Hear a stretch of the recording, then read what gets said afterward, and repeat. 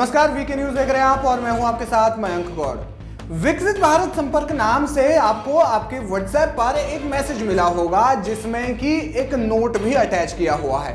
इसमें प्रधानमंत्री मोदी की तरफ से ये मैसेज भेजा गया है जिसमें कि सुझाव मांगे गए हैं, विकसित भारत को लेकर के सुझाव मांगे गए हैं।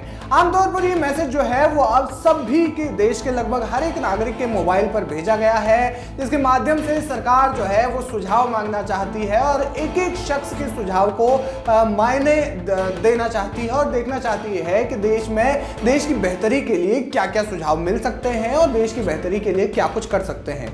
यही वजह है कि मोदी सरकार जब जनता से संवाद करने में कई बार जब राजनीतिक पार्टियां अक्षम हो जाती हैं तो वो इस तरीके का ये जो यूनिक तरीका है सीधे संपर्क करने का, ये तरीका खासा कारगर भी साबित हो रहा है। क्योंकि अगर 1 लाख में से अगर कुछ मैसेजेस भी देखे जाते हैं और उनमें से सरकार को विकसित भारत बनाने के लिए कुछ जो है मैसेज बढ़िया लगते हैं, उनके सुझाव जो है अच्छे लगते हैं, तो सरकार उन्हें अमल में भी लाती है। यानी कि कुल मिलाकर के ये इस तरीके का पहला प्रयोग है जो किया जा रहा है। अब आप कहेंगे कि ये प्रयोग अच्छा है, इसमें सुझाव भी दिए हैं, बहुत सारे लोगों में से आपने सुझाव भी इसमें दिए होंगे और बहुत सारे लोग सुझाव देने का जो है सोच रहे होंगे।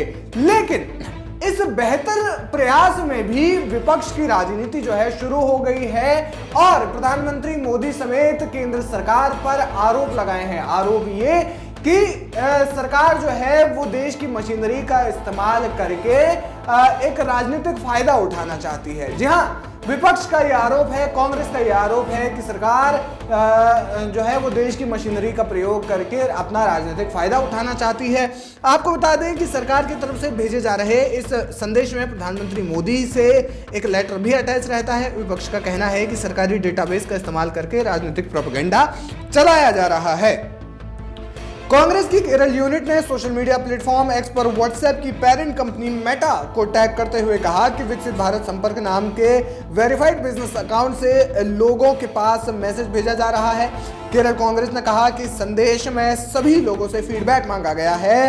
हालांकि इसके साथ अटैच किया गया पीएम मोदी का पत्र राजनीतिक प्रोपेगेंडा के अलावा और कुछ भी नहीं। कांग्रेस ने इसमें कहा कि पीएम मोदी इसके जरिए अपनी पार्टी का प्रचार कर रहे हैं और इस्तेमाल सरकारी डेटाबेस का हो रहा है। ऐसे में व्हाट्सएप का भी राजनीति के लिए गलत इस्तेमाल किया जा रहा है। आपको बता दें कि केरल कांग्रेस ने सरकार की पॉलिसी का स्क्रीनशॉट भी शेयर किया। इसमें कहा गया कि कंपनी किसी राजनीतिक दल, राजनेता, राजनीतिक प्रत्याशी या फिर राजनीतिक प्रचार के लिए मैसेजिंग ऐप का इस्तेमाल जो है वो प्रतिबंधित करती है।